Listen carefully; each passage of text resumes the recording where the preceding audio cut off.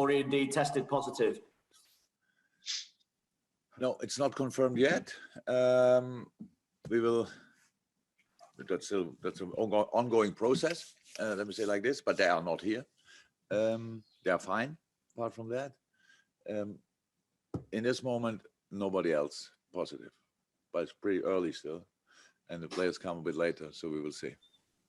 Just with other games being postponed this weekend, how do you feel then about your own game going ahead? And further to that, do you have any concerns over the integrity of the competition being impacted with some games on and some games off? Because Eddie Howe suggested that it could impact negatively.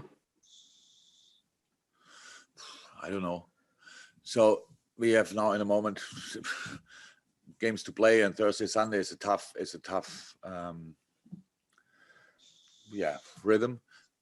We have no information about Tottenham. I don't know anything about. I have no idea if they have trained since today, from tomorrow, or since a week. I have really no idea. It's difficult to get any kind of information, which is part of a preparation for a game. Integrity of the game, I don't know when these games all will be played. Where's the space for them to be played? I don't know all these kind of things. I think we don't think we shouldn't play on Sunday. Honestly, if we have, but I say that now, if we now in 2 hours when the players arriving here and we have then 6, 7, 8 more cases, whatever, then of course we cannot play.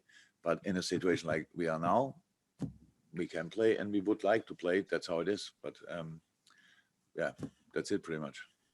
And you kind of hinted at it there, but how do you prepare for this purely from a footballing point of view? Because by the time you get to play Spurs, they won't have played for 2 weeks. So I'd imagine that it might be a little difficult to know exactly what to expect from them. Or no idea what to expect from them. I have no idea in this moment what we can expect. Then after this press conference, we have to analyze meeting. They will use old pictures, obviously. So we still don't know what we can make of that. Maybe we'll have a little idea about the system, stuff like this, but that's it, pretty much. Because again, we have absolutely no information. But it's not about now our preparation for the Tottenham game. That's difficult, but for them it's difficult as well. I know that. Who wants not to play for 2 weeks and then all of a sudden you have to play again? That's all not easy. I just think with all the things we are discussing and we don't know, and is there the solution? I don't see it in the moment, but more transparency, I think, would really be helpful. So we know now in this moment 3 players are probably not available, and if they will be available, we will say it. So that's the moment. And then if they are false positive, and we realize that, then we will say that, and everybody knows they are now available. But so in a moment, nobody knows at all. I have no idea. At Manchester United, I heard a number of players, but I have no idea who are the players. I have no idea who had the virus at Tottenham. I don't know if that's necessary. If it's necessary to know who, is it necessary to know how many? But knowing nothing in a really public world is quite strange. Thank you, Vinny. We go to Max from Premier League Productions, and then after Max, we go to Juliet for 1. Max. Hello, Jürgen. Hope you're doing well. Everybody is rightly talking about Trent's goal last night, but I just wondered what's pleased you most about his play this season. Well, you should send this question probably before the press conference, and I can think about it longer. Probably the overall performance, because just the next step in his whole development. We adapt our game to his skills. He puts in his skills in our different plans. He obviously plays different positions. It's different position on the pitch, meanwhile, than it was in the beginning, because he's just a much more mature player. He's a more confident player. He's much more settled in all different parts of the game. And so it's for us, of course, he's still in the right back position to defend, especially. Then he's a right winger. Then he's plays is an 8, is a 6, is a playmaker. It's a lot of different things for us. So. And he enjoys it, and he enjoys himself on the pitch. You can see that, but it's tough. He's still young, and it's an intense period. And he didn't play. Now, it was not his best game last night. It was one of his best goals, yes, but it was not his best game. But that's completely normal. And you have then, even through your not best games, you have to get through with a solid performance. And he had 2 outstanding moments. It was the goal, and it was obviously the tackle. When he won the ball against Fraser. So that were 2 game-defining moments. And yeah, even on a night when not everything is clicking, you can be the decisive man, and that's what he was last night. Thank you. And another positive showing from Alex Oxlade-Chamberlain as well yesterday. How would you describe his impact over the last few weeks? Just good. Oxlade is pretty much the best Oxlade since I'm here. I know he was more spectacular moments. He's got wonderful goals against City and stuff like this, really good goals for us last year, Burnley, all these kind of things. But it's a completely new quality. So it's like calming the game down, being not only the sprinter with the ball or the shooter or stuff like this, but really being involved in all the different things we do on the pitch is just it's a massive step. I'm really happy with Ox in a moment, and yeah, hopefully it stays like this. Okay, we go to Juliet for 1 from the BBC, and then after Juliet, Ian from TalkSport for 1. Jürgen, just going back to what you were saying to Vinny, a lot of people have admired your transparency in this situation because of all the uncertainty around. Why do you think others aren't as transparent as you, or is that just the way that you like to be in your own life? I think you'd have to ask them that, Juliet. I'm not I don't know exactly how. So. But I think it's just that you just seem to be so transparent in this whole situation, you know, with the fact that you're. I'm not sure. I don't see it like that. I just think we don't have anything to hide. So it's just you have to. So we all of our first and most important concern is that the boys are healthy. So like all of us, obviously, but now in this environment here, the boys and the staff and all these kind of things. I mean, that's not the case. So if somebody has a flu, and you ask me in the press conference, and I say he has a flu. Somebody has a broken toe. If I know it, I say he has a broken toe. So that's how it is, and that's how it is now with these things. I don't know. I know it's difficult because one is a pandemic and the other one is an individual injury. But still, anyway, we have to find a way to get through all this. And I really think that the exchange of information is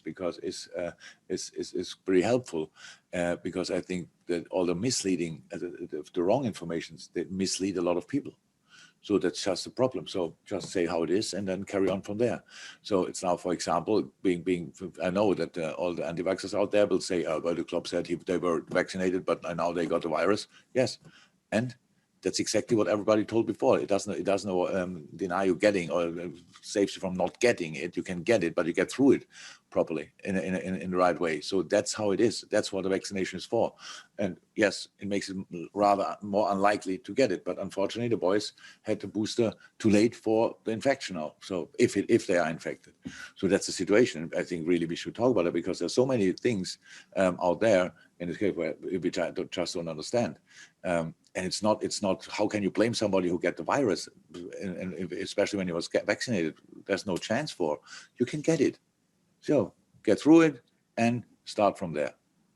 Okay, Ian, talk sport. Thanks, Juliet. Ian. Hi, Jürgen. How are you? Still okay. Still okay. Still okay. Yeah. Thank you.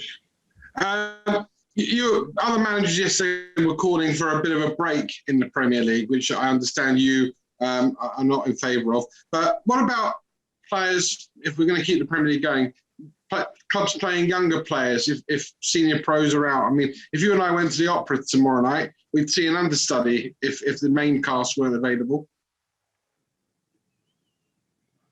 So I'm not against stopping the league. I just don't see the 100% benefit of it. So, but between stopping the league and carrying on, there are different levels which we can talk about. So stopping the league means we stop now for 1 week, for 2 weeks means 5, 6 games, 2 weeks probably. So when you want to play them, I think always when you think about something and maybe and a specific point is not in our hands anymore and somebody else will stop the league, then it'd be like this. But as long as we can decide it or whatever, when do we want to play the games? That's one thing. So the other thing is now we just play on. Well, really difficult, pretty much impossible. So because we have not only smaller squads, because step by step players will get infected. That's how it looks in a moment. Hopefully we can break the chain somehow and all these kind of things, but it's not unlikely that it will happen. So, and then we have games on Sunday. We have then a game on Wednesday in a competition, FA Cup, where if I'm 100% right, tell me if I'm wrong, the opponent is not, there's no real testing regime and the vaccination rate is really low. But we don't know anything about it. We don't get any kind of information because it's just football and we have to play against them. 3 days later, we play another football game. And then we have the incredible thing, all of us pretty much 26, 28. So with reduced squads, smaller squads, you cannot play that schedule. So that's another thing. So can you play on? Yes. Can you use youth player, academy players? Yes. Can you play then every 3 days? No. So that's the thing. So even when you stay healthy, it's already tough. But when you are not complete, then it's really tough, or not. Then it's impossible, and that's the thing. So there are obviously some things we have to talk about, and maybe we see it as a chance because the schedule was always really, really, really tough. Was on the edge, if not over, and now we see okay, it's really too many football games, that there's no space for any kind of rescheduling or whatever. And then we realize that we can do better. Thanks, Ian. We'll go to one from Carl Woodward and then to Carl Markham from Press Association. Then we'll go to the first breakout. I can probably only take 3 hands in the first breakout if people want to have a consideration of that now. But Carl from the BBC for one. Hi, Jürgen. Just going back to Trent, he said after the game yesterday that he'd waited 5 years to strike a ball as clean as that. We know how good his delivery is. We know how good he can strike a ball. Is that part of his game he wants to improve on, scoring goals, do you think? Yes, but it's a part of the game and part of things he wants to improve. I don't think that he gets up in the morning and thinks, how can I score the next goal? So he has to improve his game, and there's enough space and enough time for him to improve his game. There's so many parts, reading situations better, dealing with situations better. So many parts of the game he can improve, and he's already a world-class player.